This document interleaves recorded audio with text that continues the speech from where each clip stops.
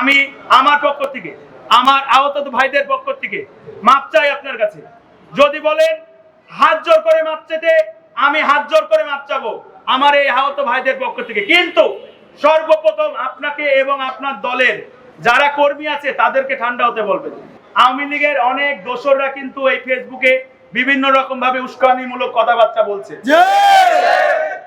আপনি আপনার দলের লোকজন যদি সেই উস্কানিমূলক কথাবার্তার সাথে সাই দিয়ে রিপ্লে করতে থাকেন, পরবর্তীতে দেখা যাবে এই আহতরা আবার ক্ষিপ্ত হয়ে যাবে।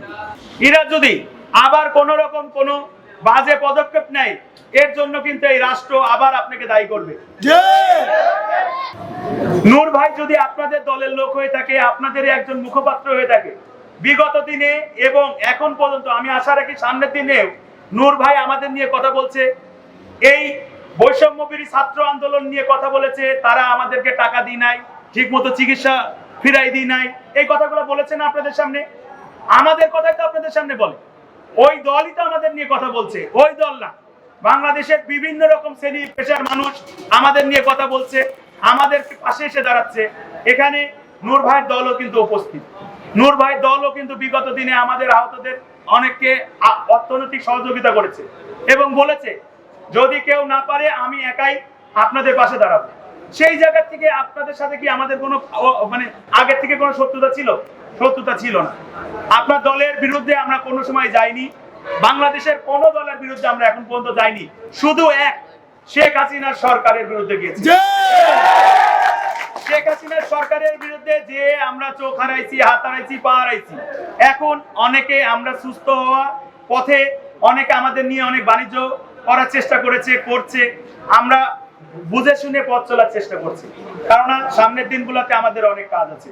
আমরা যদি রাষ্ট্রীয় সম্পদ হয়ে থাকি, রাষ্ট্র যদি আমাদের সঠিক পুনর্বাসন এবং চিকিৎসা নিশ্চিত করে দেয়, তাহলে আমরা অনেক দূর যাবো। আমরা আশা করি অনেক দূর যাবো বলতে, আমরা যদি আমাদের বাসায় ফিরে যাই, আমাদের বাসার মানুষদের নিয়ে যদি পথ চলতে হয়, তাহলে আমাদের অনেক দূরে যেতে হবে। আমাদের পরিবারের জন্য খাটাখাটনি করতে হবে, আমাদের পরিবারের আহার গুছাতে হবে, অনেক কাজ আমাদের পড়ে আছে। এর মানে এই না যে আমরা আহত হয়েছি বিধায় আমরা বাংলাদেশের বড় কোনো দল গঠন করব, তা কিন্তু না। আমরা এর মানে এই না যে আমরা কোনো বড় দলের পক্ষে থেকে আপনাদের মতো অনেক দলের বিপক্ষে যাব, তা কিন্তু না। আমাদের কোনো দল নাই। আমরা আজকে আপনাদের সামনে ডাইরেক্ট ক্লিয়ার করছি, আহতদের কোনো দল নেই।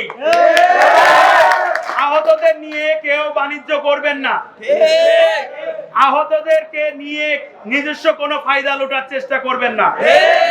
আপনারা আমাদেরকে কোনো দুষ্কৃতি বলার অধিকার রাখেন না, আপনারা কোনো দুষ্কৃতি বানানোর অধিকার রাখেন না। আমরা যদি দুষ্কৃতি হব, তাহলে আমরা চোখ হারাইছি কেন? আপনাদের জন্য। আপনাদের বাঘ বন্দি করে ফেলানোর পরে আমরাই সর্বপ্রথম কথা বলে বন্দুকের নলের সামনে যাই দাঁড়াই। আমি কথা বললে অনেক কথা বলা হবে, আমি ফারুক ভাইয়ের উদ্দেশ্যে একটা কথা বলতে চাই। ফারুক ভাই, আপনার পাশে আশপাশে যারা ছিল আপনার মতো করে হয়তো ভাবিনি, কোন আহতর পেছন থেকে ঠেলা দিয়ে ফেলে দিয়েছে, আহতরা ক্ষিপ্ত হয়েছে, আপনার সাথে দুটো একটা কথা বলেছে, আপনার কলার ধরেছে। আমি আমার পক্ষ থেকে, আমার আহত ভাইদের পক্ষ থেকে মাপ চাই আপনার কাছে। যদি বলেন হাত জোর করে মাপ চেতে, আমি হাত জোর করে মাপ চাবো আমার এই আহত ভাইদের পক্ষ থেকে। কিন্তু সর্বপ্রথম আপনাকে এবং আপনার দলের যারা কর্মী আছে তাদেরকে ঠান্ডা হতে বলবেন। কারণ আপনারা যেভাবে ফেসবুক মিডিয়ায় বিভিন্ন প্রচার করছেন, এই প্রচারের সাথে আমি দীর্ঘদিন ধরে দেখেছি আওয়ামী লীগের অনেক দোসররা কিন্তু এই ফেসবুকে বিভিন্ন রকম ভাবে উস্কানিমূলক কথাবার্তা বলছে। আপনি আপনার দলের লোকজন যদি সেই উস্কানিমূলক কথাবার্তার সাথে সাই দিয়ে রিপ্লে করতে থাকেন, পরবর্তীতে দেখা যাবে এই আহতরা আবার ক্ষিপ্ত হয়ে যাবে। আপনারা জানেন এই আহতদের অ্যান্টিবায়োটিক চলাকালীন অবস্থায় তাদের মানসিক অবস্থা কি, তাদের শারীরিক অবস্থা কি। এরা যদি আবার কোন রকম কোন বাজে পদক্ষেপ নেয়, এর জন্য কিন্তু এই রাষ্ট্র আবার আপনাকে দায়ী করবে।